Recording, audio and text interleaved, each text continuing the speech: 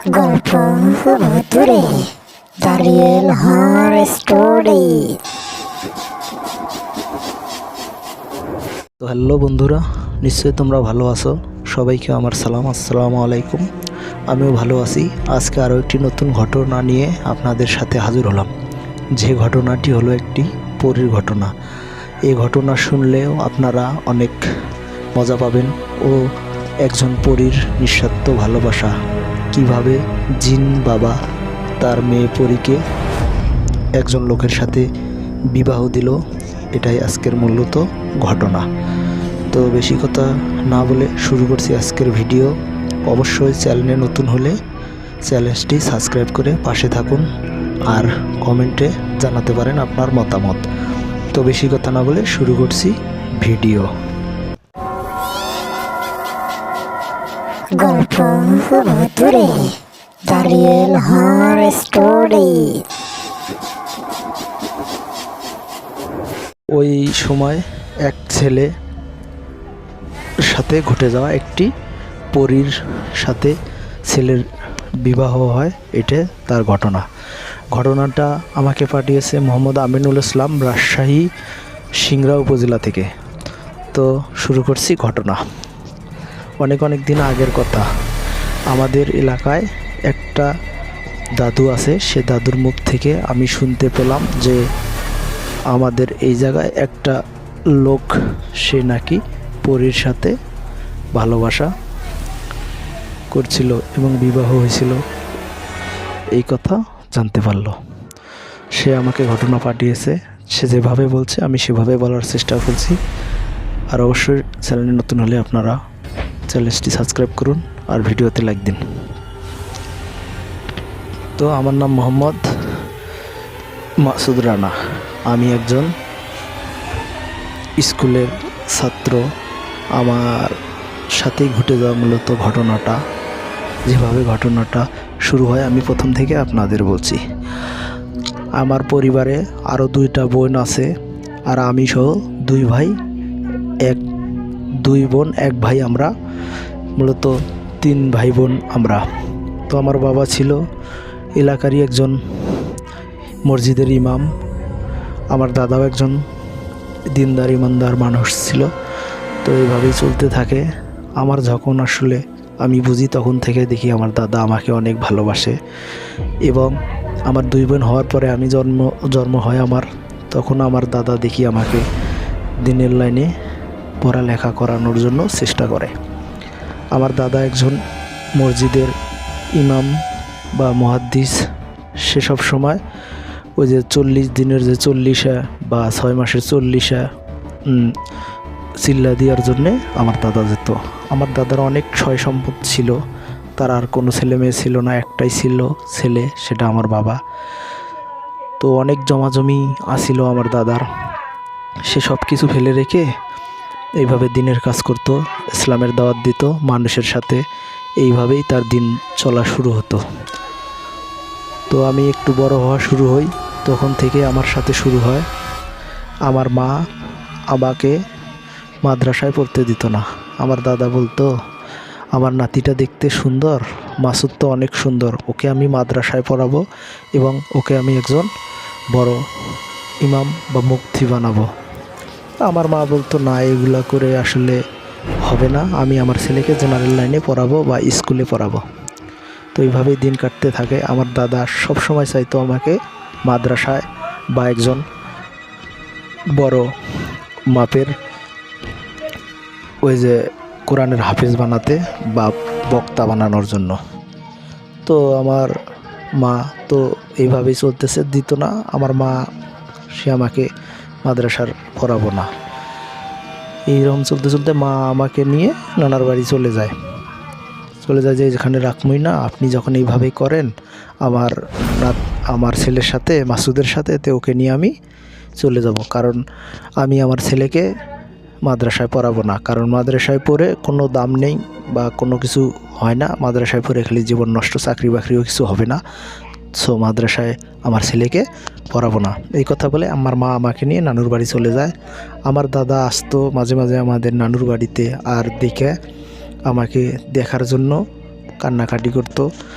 কিন্তু মা আমাকে দাদুর সাথে দেখা করতে দিত না। এইভাবে দিন গেল। নানু বাড়ির একটা স্কুলে আমাকে ভর্তি করাই দিল, যেখান থেকে আমি লেখাপড়া করতেছি এইভাবে। কিন্তু দাদা আসলে আমাকে দাদার সাথে দেখা করতে দিত না আমার মা। তারপরে কি হবে, এইভাবে চলতে চলতে স্কুল থেকে আমি হাই স্কুলে গেলাম। এইভাবে আমার দাদা দেখতে আসতো, কিন্তু মা দিত না। আস্তে আস্তে আমার দাদা মারা গেল।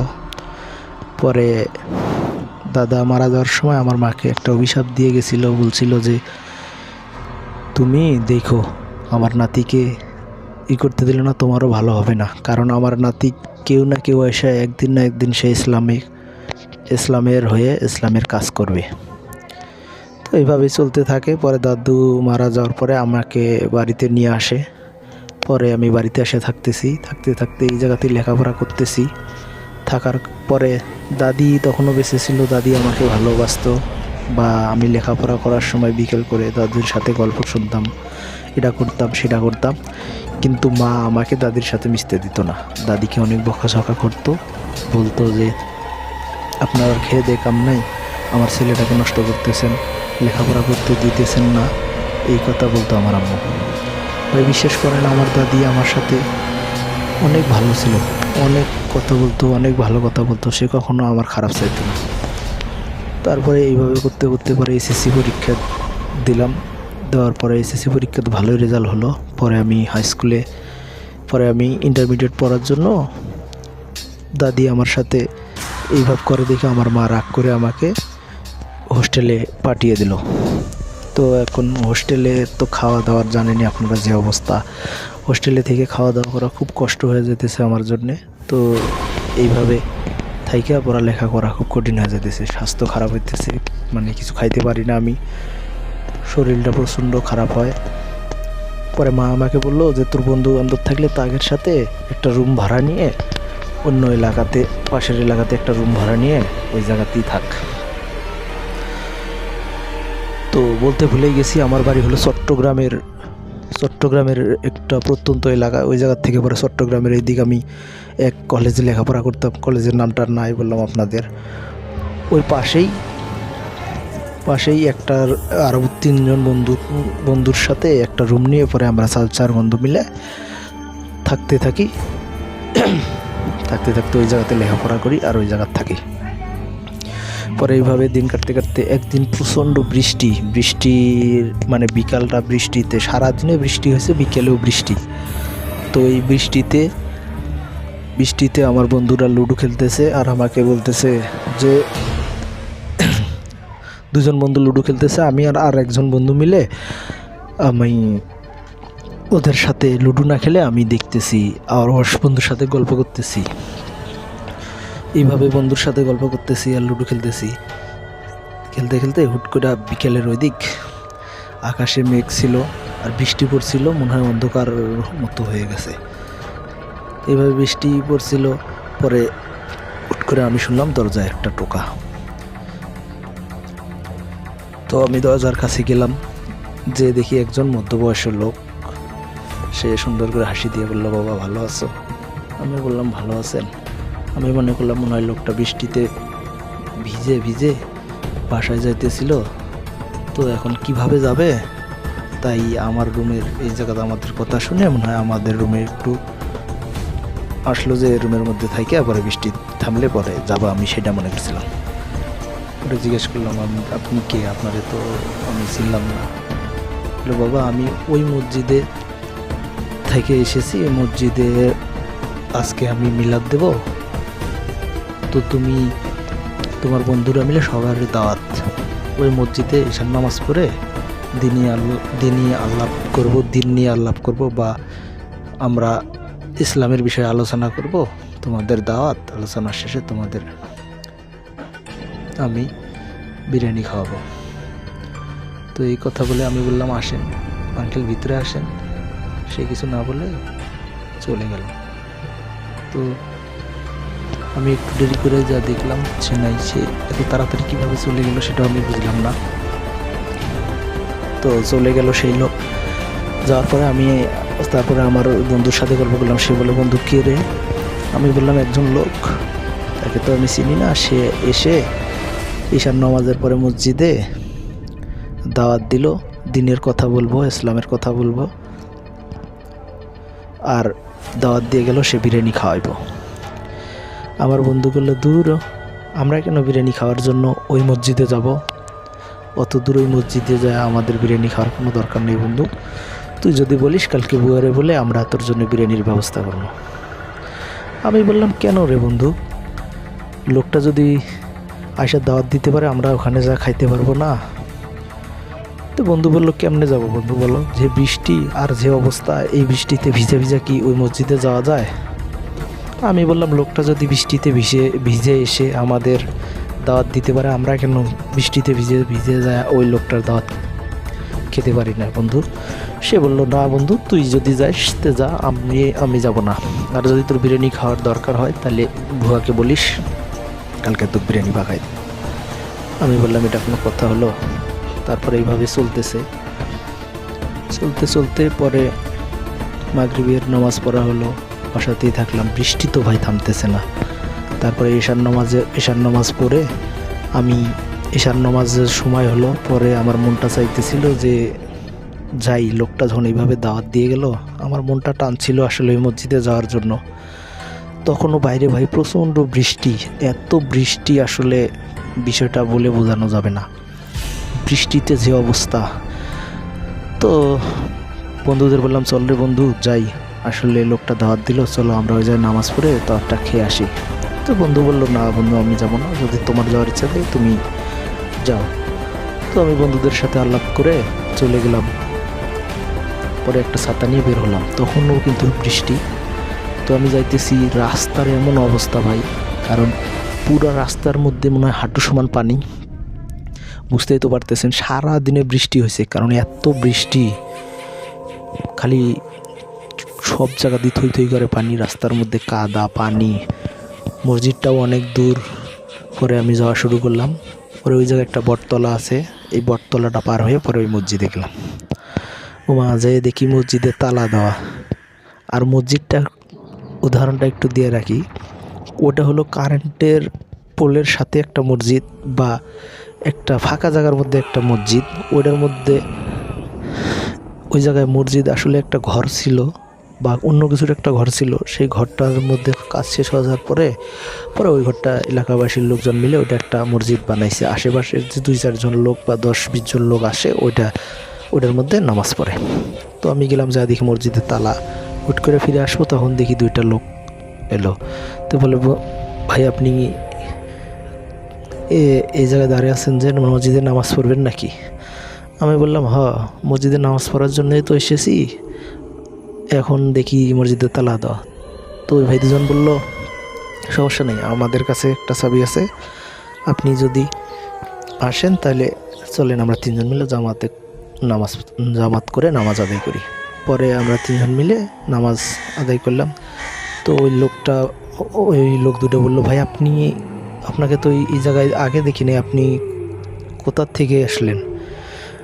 বললাম যে, ভাই আমি তো এই জায়গার না, মূলত আমি ওই একটা বাসাতে ভাড়া থাকি, বাড়িওয়ালার নাম বলার পরে বললো ওই বাসাতে।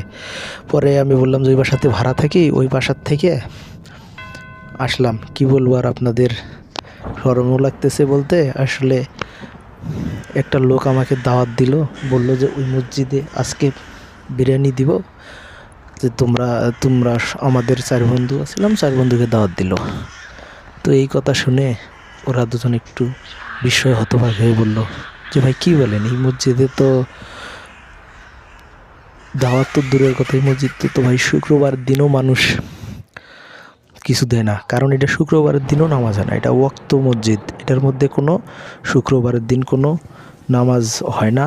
এটার মধ্যে ওয়াক্ত মানে অন্য দিন যে নামাজগুলো ওইটা মানুষ এই জায়গার মধ্যে পড়ে। শুক্রবারের দিন আপনার ওই দিক অন্য মসজিদের মধ্যে নামাজ পড়ে। তো আপনি এত দূর আইলেন কি, আপনার ওই জায়গায় মসজিদ নাই? আমি বললাম, ভাই আমাকে একটা লোক দাওয়াত দিল, সেই জন্যে আমি আসলাম। তো ওদের সাথে কথাবার্তা বলে আমি আসা শুরু করলাম। আস্তে ওই বট গাছের নিচে আসলাম বাসার থেকে একটু দূরে। আসার পরে হুট করে আমার সাথে ওই লোকটার দেখা। ওই লোকটি আমাকে বলল, কই কী খবর, আপনাকে তো আমি খুঁজতেছি। পরে আমি বললাম যে আপনার কথা শুনে আমি তো ওই মসজিদে গেলাম, ওই মসজিদে যেয়ে দেখি তো কোনো লোকই নাই মসজিদে। তো পরে আমি নামাজ পড়ে আসলাম। লোকটি বলল, বুঝতে পারছি, দাওয়াত তো দিছিলাম কিন্তু আমার মেহমান আরও বেশি হয়ে গেছে, ওই জন্য আমি আর মসজিদে যাইতে পারি নাই, তো তুমি আমার বাসায় চলো। তো আমি ওই লোকের সাথে পরে ওই গাছের সাইডেই একটা বিল্ডিং বাসা, ওই বাসার মধ্যে আমি গেলাম। তো ভাই যা দেখি ওই জায়গার মধ্যে প্রায় 25-30 জন লোক তারাও আছে। পরে ওই জায়গার মধ্যে আমি ওদের সাথে খাওয়া দাওয়া করলাম। খাওয়া দাওয়া করে পরে একটা বিষয় বলে রাখি ভাই, ওই জায়গার মধ্যে কোনো মেয়ে মানুষ ছিল না। ওই লোকটাই আমাদের খাওয়া দাওয়ার দিল, বা যা যা লাগে সব কিছু খাওয়াই দেয়। পরে সব লোক দেখি চলে গেলাম বৃষ্টিতে। কিন্তু লোকগুলা কিভাবে গেল আমি আসলে বুঝতে পারলাম না। লোকগুলার কাছে কোনো ছাতা ছিল না, আর আমি ঢুকছি তখন ওই জায়গার মধ্যে কোনো জুতা দেখতে পারি নাই ভাই। এটা আসলে কীরকম বিষয় আমি তো বুঝলাম না। পরে খাওয়া দাওয়া করে আমি বললাম যে আঙ্কেল আমি এখন যাব। আঙ্কেল বললো যাবা?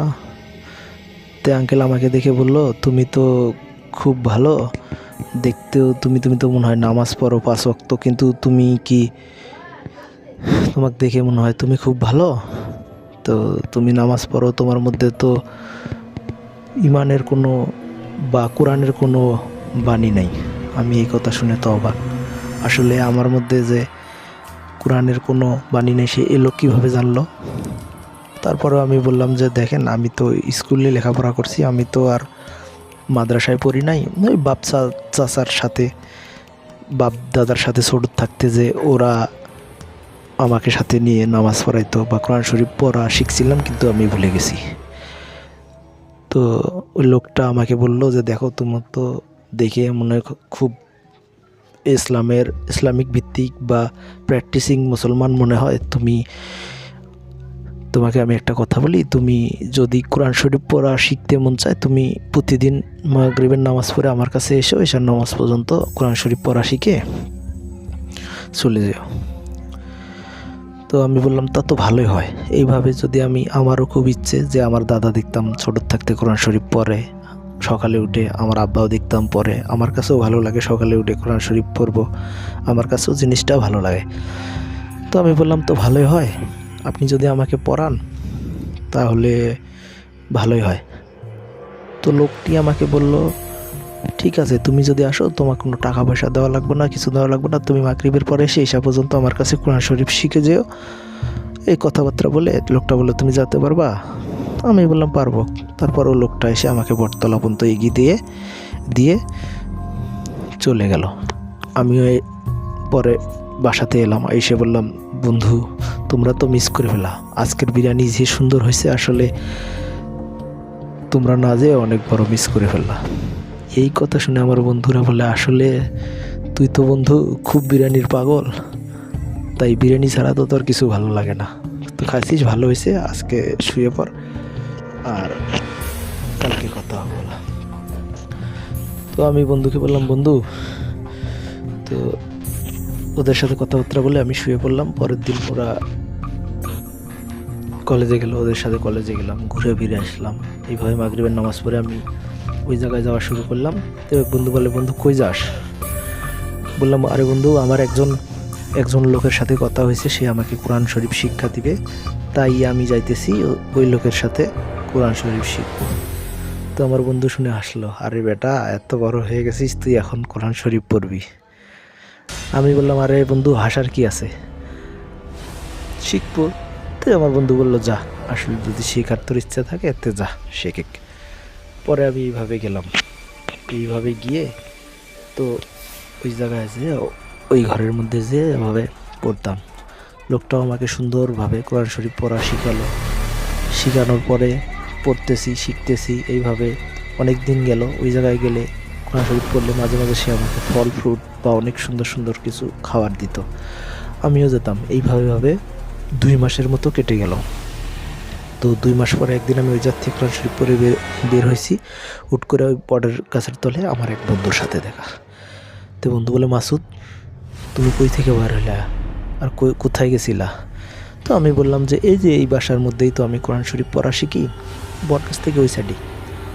তো এই কথা শুনে আমার বন্ধু তো অবাক, কই কী বলিস তুই? এই জায়গার মধ্যে লোক থাকে, এই বাড়ির মধ্যে লোক থাকে? তো ভাই আমি একটু আগেই বের হয়ে ওই জায়গার মধ্যে এসেছি, এসে পরে একটু পরেই দেখতেছি।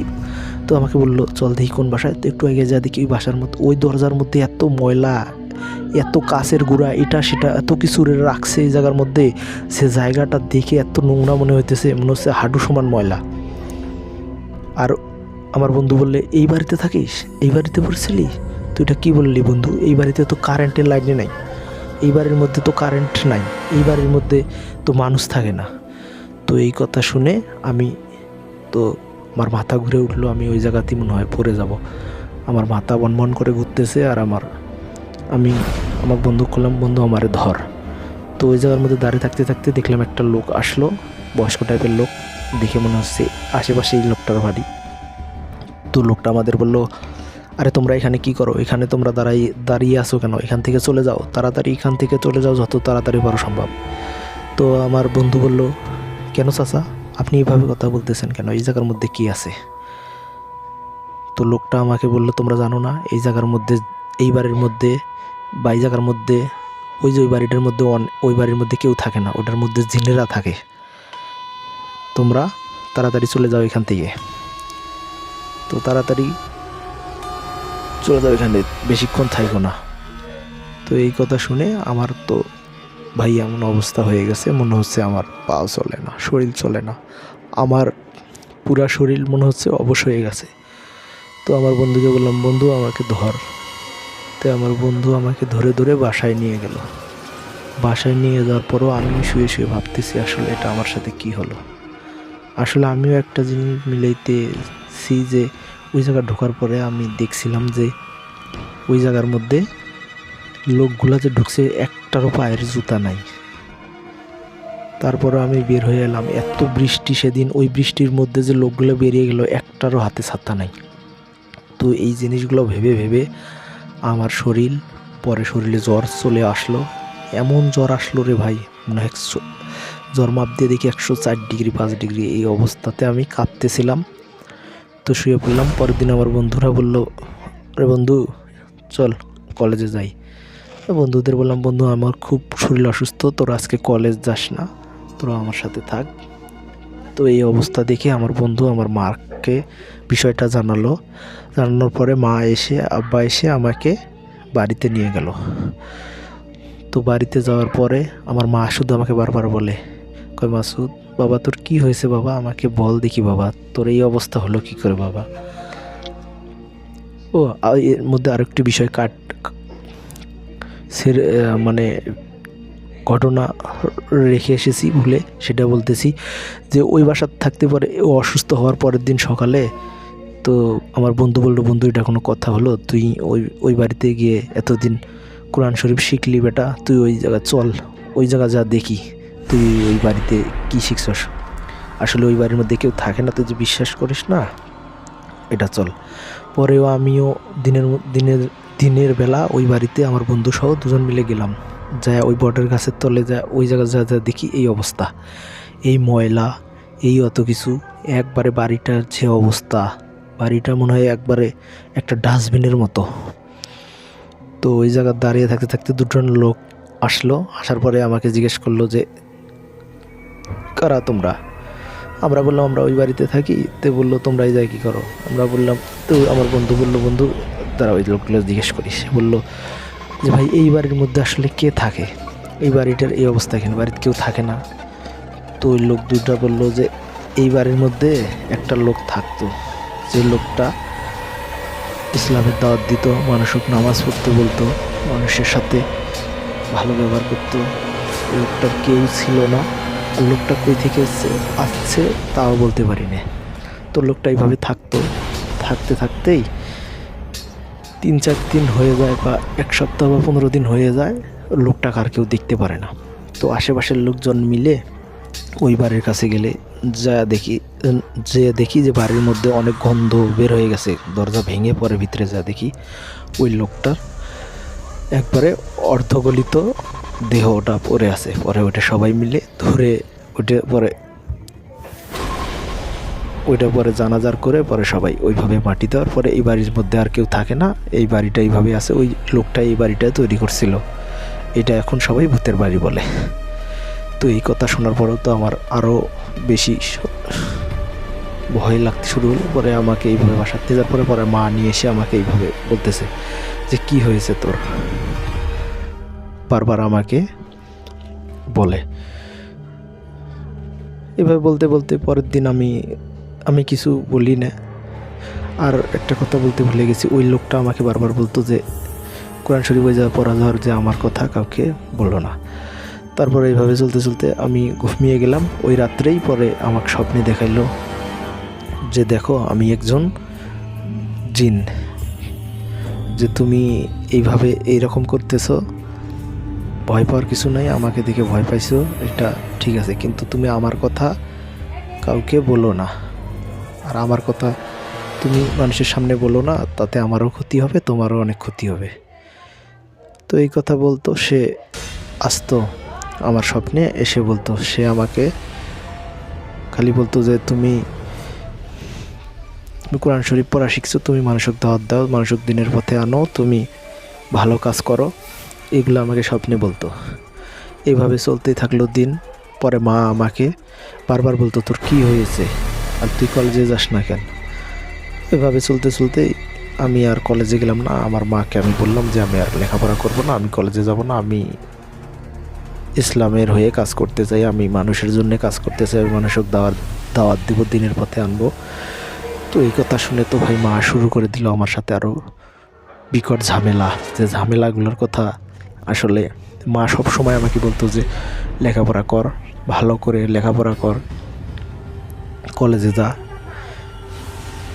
এইভাবেই শুরু হলো। আর ওই লোকটাও আমাকে স্বপ্নে এসে বলতো তুমি ইসলামের কাম করো, তুমি দেখতে অনেক সুন্দর, তুমি দিনের হয়ে কাজ করো, আর আমার এই কথা তুমি কাউকে বলো না। তো ওই লোকটার ওই কথা শুনেও আমিও একটু প্র্যাকটিসিং মুসলমান হয়ে গেছিলাম। পরে দাড়ি টুপি মাথায় দিয়ে লেখাপড়া বাদ দিয়ে সারাদিন আমি শুধু মানুষের দাওয়াত দিতাম, ইসলামের দাওয়াত। বা সব সময় আমি মানুষের কাছে কাছে যেতাম, প্রত্যেকটা ওয়াক্তে মানুষের কাছে গিয়ে ইসলামের জন্য ইসলামের কথা বলতাম, নামাজ পড়তে বলতাম। তো এইভাবে মাও আমার সাথে শুরু করে দিল আরও ঝামেলা। এইভাবে বাসায় থাকতে পারতাম না ভাই, শুধু মা আমাকে বলতো তুই কলেজে যা, স্কুলে যা। তো এইভাবে অনেকদিন চলতে চলতে মাসখানিকের পরে মা আমাকে পরে একদিন বাড়ির থেকে বের করে দিল যে যাবা, তুই যদি লেখাপড়া নাই করিস তুই আমার বাড়িতে থাকতে পারবি না, তুই চলে যা। তো এই কথা শুনে আমারও রাগের দুঃখে আমি ওই জায়গা থেকে চলে আসলাম। যেতে যেতে 2-3 এলাকা পরে এক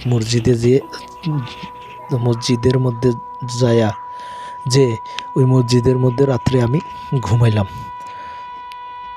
তো ঘুম আনুমানিক রাত 2টার সময় ওই লোকটা এসে আমাকে মসজিদের দরজার থেকে ডাক দিল। তো আমি সালাম দিলাম, সেও আমার সাথে কথা বললো। আমি কিন্তু ভয় পাই নাই, আমি তো জানি সে একজন জিন, তারপর আমি ভয় পাই নাই। তো আমি তার সাথে কথা বলার পরে সে আমাকে বলল আমার জন্য তোমার এত কষ্ট হলো তাই না, আমার জন্য তোমার মা তোমাকে বাড়ির থেকে বের করে দিল, তুমি কষ্ট পাইছো, আমার প্রতি তোমার অনেক রাগ হয়েছে তাই না? আমি বললাম না, কেন আপনার জন্যে আমার রাগ হবে কেন? আমি তো চাই যে ইসলামের জন্য কিছু কাজ করতে, ইসলামের হয়ে কাজ করতে, আপনার সাথে আমার রাগ করার কি হলো? সে আমাকে বলল যে তুমি এখন কি করতে চাও, তুমি কি তোমার বাপ মায়ের কাছে ফিরে যেতে চাও, নাকি ইসলামের হয়ে ইসলামের কাজ করতে চাও? আমি বললাম দেখেন, আমি তো ইসলামের হয়েই কাজ করতে চাই, আর আমার মা বাবার কাছে গেলে তো আমাকে সেই কলেজেই পড়া লাগবো বা স্কুল বা লেখাপড়া নিয়ে তখন তো ওরা আমাকে ইসলামিক কাজ করতে দিব না। আমি বললাম আমি ইসলামের হয়েই কাজ করতে চাই। সে লোক বলল যে এখন তুমি এই জায়গার মধ্যেই থাকো, তোমার সব ব্যবস্থা আমি করব। তা আমি বললাম যে এই জায়গার মধ্যে আমি থাকবো, আমি খামু কি, আমি চলমু কীভাবে? সে আমাকে বলল সমস্যা নাই। সে বলল যে আমি প্রত্যেক দিন খাবার এসে দিয়ে যাব মাঝরাতে, তুমি সেগুলো খাবা, আর দিনের মধ্যে তুমি সবাইকে ইসলামের দাওয়াত দিবা। তো তার কথা শুনে আমি ওইভাবেই চলতাম সারাদিনে। রাত্রে 2টার দিক বা মাঝরাতে এসে আমাকে সে খাবার দিয়ে যেত। টেবিল কেড়ের বাটি বা ক্যান্টিন, ওই যে ভাত দেওয়ার জন্য যে বাটিগুলো হয় ওগুলাত করে সে ক্যান্টিনের বাটি করে আমাকে প্রত্যেক দিনে খাবার দিয়ে যেত। ওগুলো আমি রাত্রে আর সকালেও দুপুর পর্যন্ত খেতাম। তো খেয়ে দিয়ে আমার কাজ ছিল খালি হাঁটাহাঁটি করে বেড়া, এদিক সেদিক যাওয়া, আর মানুষও দিনের পথে আনা, দোকানে যাওয়া, এদিক যাওয়া সেদিক যাওয়া। মাঝে মাঝে আমাকে লোকজন বলতো যে আপনি হুজুর, আপনি খান কি, আর আপনি এইভাবে চলেন? আপনার মাঝে মাঝে লোকজন আমাকে খাবার দিত বা জোর করতো। আমি বলতাম না। লোকজন জিজ্ঞেস করতো যে আপনি কই খান, আপনি কীভাবে খান? লোকজনকে বলি আমি হোটেলে খাই বা এদিক সেদিক খাই। তো এইভাবেই চলতে চলতে অনেক দিন পার হয়ে গেল। যার পরে ওই লোক এসে আমাকে একদিন বলে, তো তুমি এখন কি করতে চাও? তুমি কি তোমার বাপ মায়ের কাছে ফিরে যেতে চাও, না তুমি আর কি করতে চাও? আমি বলতে চাই যে বাপ মায়ের কাছে ফিরে যায় আর কি করব, ওরা তো আমাকে সেইভাবেই করে না। আমি আপনার হয়ে আপনার সাথেই কাজ করতে চাই। সে বলে আমাকে এখন চলে যেতে হবে, কারণ আমি আর তোমার সাথে থাকতে পারবো না বা তোমার সাথে দেখা করতে আসতে পারবো না। তুমি এখন বিয়ে শাদি করে ইসলামের পথে আসো। হ্যাঁ, আমি বললাম বিয়ে শাদি করবো না, কারণ আমার বিয়ে শাদি করার অতটা ইচ্ছে নাই, আর আমার বাপ মাও তো আমার কাছে নেই, এখন বিয়ে শাদি কীভাবে করবো আমি? তো ওই লোকটি আমাকে বলল যে দেখো, তুমি বিয়ে শাদি না করলে তোমার তো মানে সমস্যা হয়ে যাবে, কারণ বিয়ে শাদি না করলে তুমি আসলে যৌন হেফাজত করতে পারবে না, বা তোমার এ বিষয়ে অনেক সমস্যা হবে। আমি বললাম আমাকে কে মেয়ে দিবে আর কে আমাকে বিয়ে করাবে? আমার তো কেউ নেই, আমার বাপ মাও তো ওই দিক থাকলো আমার সাথেই, আমি এখন কীভাবে বিয়ে করবো? তো লোকটা বলল যে আমি বিয়ে করাবো। এই কথা শুনে তো আমি অবাক হয়ে গেলাম যে আপনি আমাকে বিয়ে করাবেন? তো পরে বলল যে আমার একটা মেয়ে আছে, যে মেয়েটার নাম হলো আয়েশা। সে বলল আমার মেয়েটার নাম আয়েশা, তুমি যদি তাকে বিয়ে করতে চাও, তাকেও আমি তোমার কথা বলছিলাম। সে বলছে যে ঠিক আছে। সে বলছে যে আপনি যদি আব্বা বিয়ে দিতে চান আমি বসবো, তোমার যদি ইচ্ছা থাকে তুমি যদি বলো, তে আমার মেয়েটার সাথে আমি তোমাকে বিবাহ দেব। এই কথা শুনে তো আমি অবাক হয়ে গেলাম। জিজ্ঞেস করলাম যে আপনার মেয়ের বয়স কত? সে বলে আমার মেয়ের বয়স 1400 বছর। সে কথা শুনে আমি আরও অবাক হয়ে গেলাম। সে বলে আমার 27টা মেয়ে আছে, তার মধ্যে এটা আমার সব ছোট মেয়ে, আদরের মেয়ে। বড়গুলার বয়স আরও অনেক বেশি, আমার বয়সও আরও অনেক বেশি। তো ওই মেয়েটার বয়সই কম, ওটা আমার ছোট মেয়ে, সব ছোট মেয়ে, ওটার বয়স হলো 1400 বছর। তুমি যদি তাকে বিয়ে করতে চাও তাহলে আমি তার সাথে তোমার বিবাহ দিব, কারণ বিবাহ না করলে তোমার অনেক ক্ষতি হবে বা তোমার হেফাজত হবে না, তখন অনেক সমস্যা হয়ে যাবে। তো আমি বললাম যে ঠিক আছে, আপনার যদি মেয়ে রাজি থাকে, আপনি যদি রাজি থাকেন তো আমি বিয়ে করব।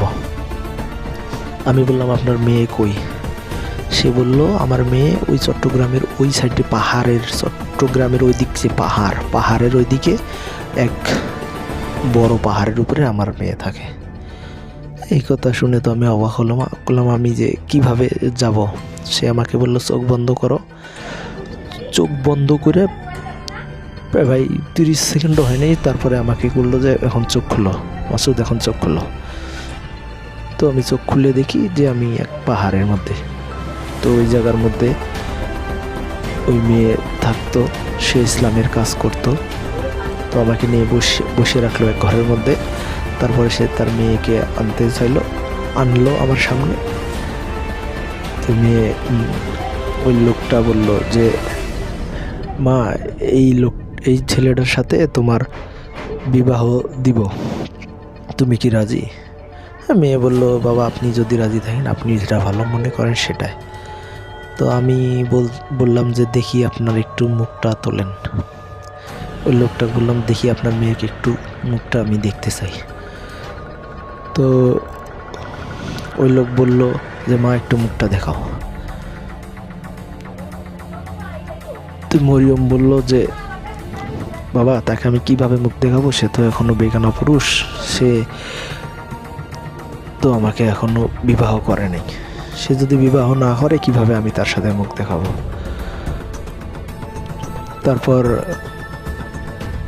ওই লোকটা আমাকে বলল বাবা, তুমি কি রাজি? তুমি যদি রাজি হও তাহলে আমি তোমাকে বিবাহ পড়িয়ে দেই। এটা অনেক একটা অন্যরকম বিষয়, যে এটা আসলে ঠিক না মানুষের সাথে জিন বা পরীর বিবাহ দেওয়া, কিন্তু তোমাকে আমার ভালো লেগেছে।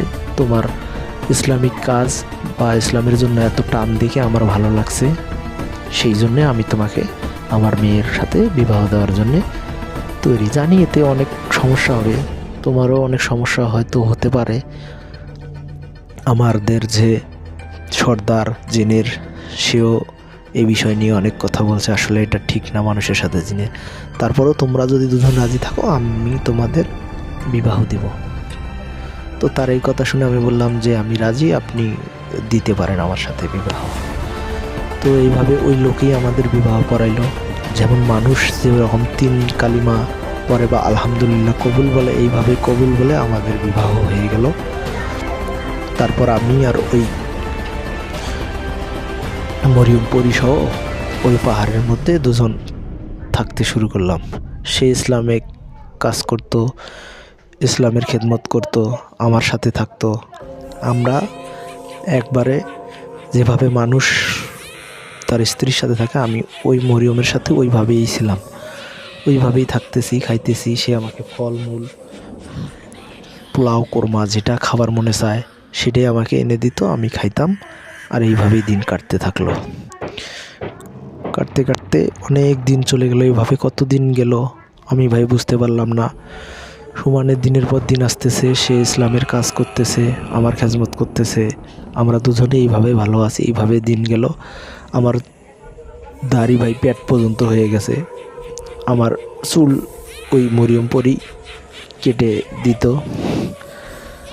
আর এইভাবে চলতে চলতে আমার অনেক দিন পরে আমি ওই পরীকে জিজ্ঞেস করলাম যে মরিয়ম, আমি এই জায়গায় আসার পর্যন্ত আসলে কতদিন হয়ে গেল? সে বলে যে এই জায়গায় আসার তোমার এখন পর্যন্ত 10 বছর হয়ে গেছে। তো তার এই কথা শুনে আমি অবাক হয়ে গেলাম। 10 বছর থেকে এই জায়গায় আছি। থাকতে থাকতে আরও কিছুদিন পার হয়ে গেল, প্রায় আরও বছর খানিক হলো কিনা। তারপর একদিন জিজ্ঞেস করলাম যে এখন কই আরও 1 বছর হয়ে গেছে, প্রায় 11 বছর হয়ে গেছে। তার এই কথা শুনে একদিন আমার মা বাবার কথা মনে পড়লো, আমার খুব খারাপ লাগতেছিল।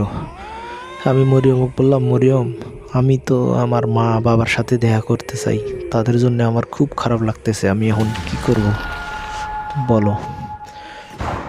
মরিয়ম পরি বলে এটা তো ঠিক না, আসলে তুমি তো দেখা করতে পারবা না তাদের সাথে।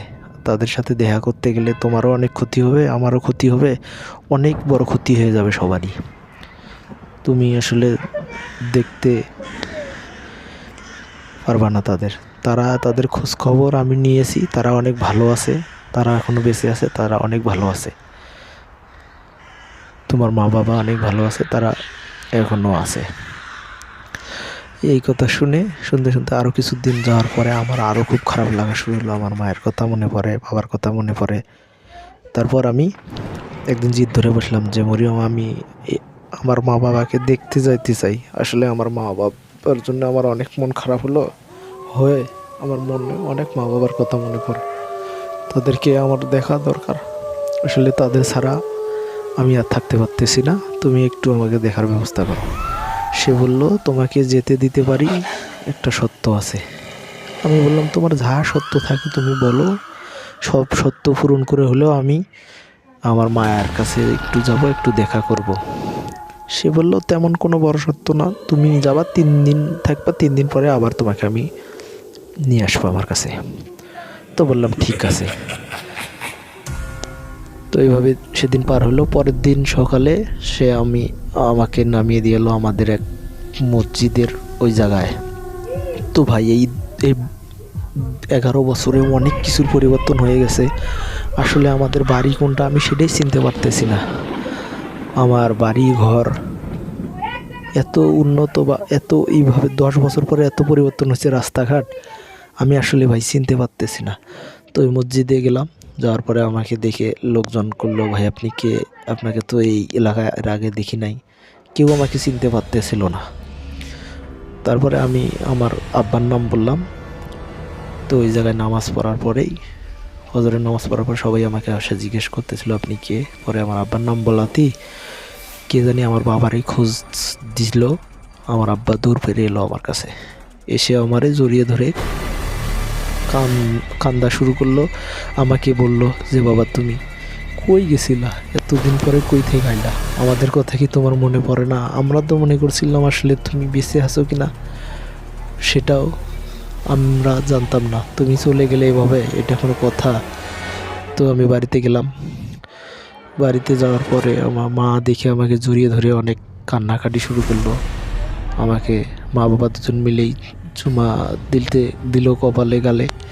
তো মা বাবাকে জড়িয়ে ধরে আমিও ওদের সাথে থাকলাম। এভাবে আমার মা বা গ্রামবাসী সবাই আমাকে এসে বলতো যে, মাসুদ তুমি কই ছিলা? এতদিন কই আছিলা? আমি এটা সেটা বলে পার করে দিলাম তাদের সাথে। এইভাবে 1 দিন 2 দিন 3 দিন হওয়ার পরে 3 দিনের দিন রাত্রে আমি ঘুমাইলাম, সকালে উঠে দেখি আমি ওই জায়গায়। তো মরিয়ম পরি আমাকে বলল যে, দেখছো তোমার মা বাবা ভালোই আছে, ওদের কাছে থাকলে আসলে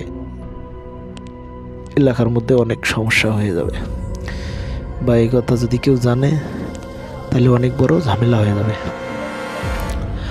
তারপর আমি ওদের সাথেই ওই যা থাকার পরে কিছুদিন নেওয়ার পরে আমার আবার মন খারাপ হলো। আমি বললাম যে, দেখো আমি আমার মা বাবা ছাড়া থাকতে পারবো না, আমার মা বাবা ছাড়া থাকা সম্ভব না। আসলে আমার মা বাবার জন্য আমার মনটা আরও বেশি আকুল হয়ে গেল। তারপরে আরেকদিন সে আমাকে আবার নামিয়ে দিল 7 দিনের জন্যে। তারপর আমি বাড়িতে আসার পরে আমার মা বাবা আবার ধরে ধরে কান্না শুরু করলো। বললো, বাবা তুই কই থাকিস, কি থাকিস, কেমনে থাকিস, তুই কিসের জন্যে, কই যাস, আমাকে সব কিছু বল। তো এর মধ্যে ওই মরিয়ম পরি আমাকে বলছিল যে, তোমার মা তো এগুলো করতেছে, তোমার সাথে মনে হয় আমার থাকা হবে না। সে নামিয়ে দেওয়ার পরে এইভাবে বলছি। বলার পরে বললো যে, তোমার মা যদি অনেক কবিরাজের কাছে যাইতেছে, যাওয়ার পরে মরিয়ম পরি আমাকে বলতেছে যে, এই বিষয়টা নিয়ে অনেক বড় বড় কবিরাজ তারা আমার জিন সর্দারের কাছেও অনেক বিচার দিয়েছে। বলছে যে আমার উপরও অনেক প্রেশার আসতেছে। এখন তোমার মা বিচার দিছে যে, তোমার মা যদি এখন তোমার মায়ের কাছে যাও, সে যদি আমাকে তোমার সাথে থাকতে দেয় তো তুমি আমার সাথে থাকতে পারবো, না হলে আমার সাথে থাকতে পারবো না। এই বলে সে আমাকে আমার বাড়িতে নামিয়ে দিয়ে চলে গেল। তো এইভাবে 2-1 দিন যাওয়ার পরে মা আমাকে বলতেছে, পরে একদিন আমি মাকে বললাম যে, মা এই ঘটনা, তো তুমি যদি আমাকে অনুমতি দাও তো আমি ওই পরীর সাথে যে ওই জায়গাতেই থাকবো, কারণ ওই পরীর সাথে আমার বিবাহ হয়েছে। কারণ ওই পরীর সাথে তো আমার বিবাহ হয়েছে, যতই ও পরী হোক, সে তো এখন আমার বউ।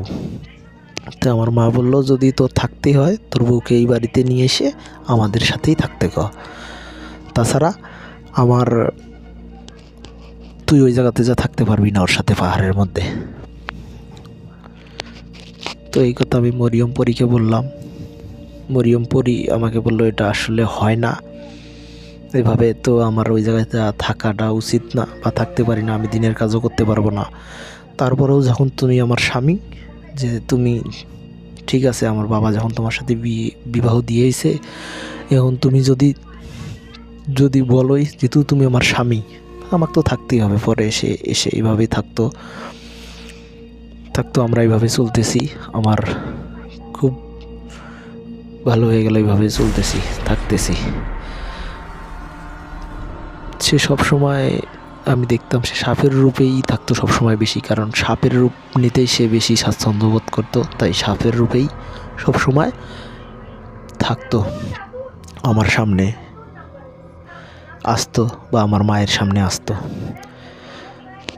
তো এইভাবে কিছুদিন যাওয়ার পরেই হুট করে আমার মা বলে যে পরীরা তো অনেক কিছু দিতে পারে, তোর বউকে একটু ক না কিছু আমাকে দিতে।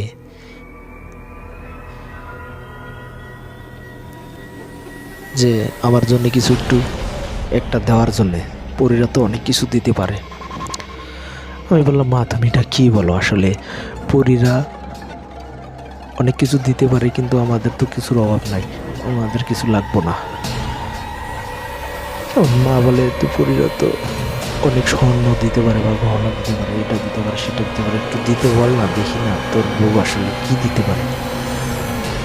তো এই কথা আমি মরিয়মের কাছে বললাম যে মরিয়ম দেখো, আমার মা তো বলে যে তোমাদের পরীরা তো অনেক কিছু মানুষ দিতে পারে, তুমি একটু একটা কিছু দাও না, যে আমার মাকে যে একটা কিছু দিলে দাও তুমি।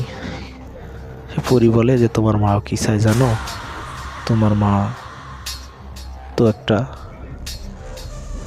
স্বর্ণের কাটি চায়। তো বললাম দাও না, আসলে মা যদি চায় তুমি দাও, তুমি তো দিতেই পারো। সে আমাকে একদিন এইভাবে একটা স্বর্ণের কাটি বা মোটা একটা স্বর্ণের কাঠির মতো আমাকে দিল। তো ভাই আসলে আমি এটা হাতে নিয়ে দেখি অনেক ওজন। এটা দেখার পরে আমি একদিন মাকে যে বললাম যে এই ধরো এটা আমি এই মরিয়ম পরি তোমাকে দিছে। তো এটা পায়া মা দেখি অনেক খুশি হয়ে গেল, মরিয়মের সাথেও ভালো ব্যবহার করে, আমার সাথেও ভালো ব্যবহার করে। এইভাবেই চলতে লাগলো, চলতে থাকলো। মরিয়মের সাথেও ভালো ব্যবহার করতেছে, আমার সাথেও ভালো ব্যবহার করতেছে।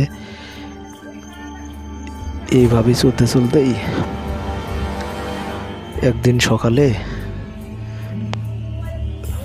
মরিয়ম পরি আসলে এইভাবেই চলতো। সে সবসময় মার সামনে বা আমার সামনে সাপের রূপে আসতো, আমার সাথেই থাকতো। এভাবে চলতে চলতে একদিন কি হলো, একদিন আমি দেখি যে মা একটা বোতল নিয়ে আসলো, সাথে নিয়ে আসছিল সাথে করে। যে একদিন ওই ঘরের মধ্যে মরিয়ম পরির ওই জায়গায় যায়, ওই বোতল থেকে পানিগুলা মরিয়ম পরি সাপের রূপে আসে তার মধ্যে ঢেলে দিয়েছে। তো সেটা দেখার পরে আমি অজ্ঞান, আমি ওইটা বাঁচানোর জন্য মার সাথে যা জোরাজোরি করে ওইটা নেওয়ার জন্য ধাক্কা দিয়ে আসলে ওইটা থেকে দেখি ধোঁয়া উঠতেছে। এতটুকু দেখার পরে আমি অজ্ঞান হয়ে পড়ে যাই।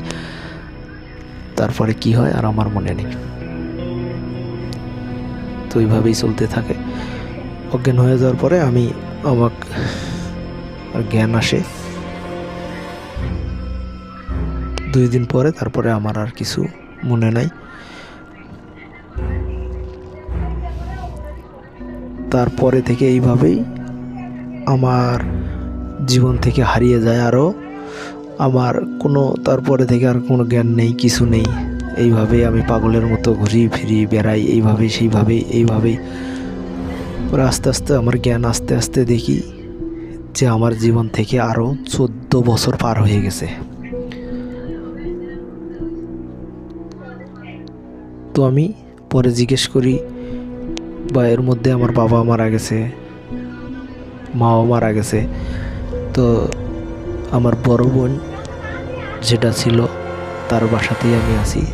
তো আমি জিজ্ঞেস করি যে সে বড় বোনে আমাকে বলে যে আমি 14 বছর পাগল আছিলাম।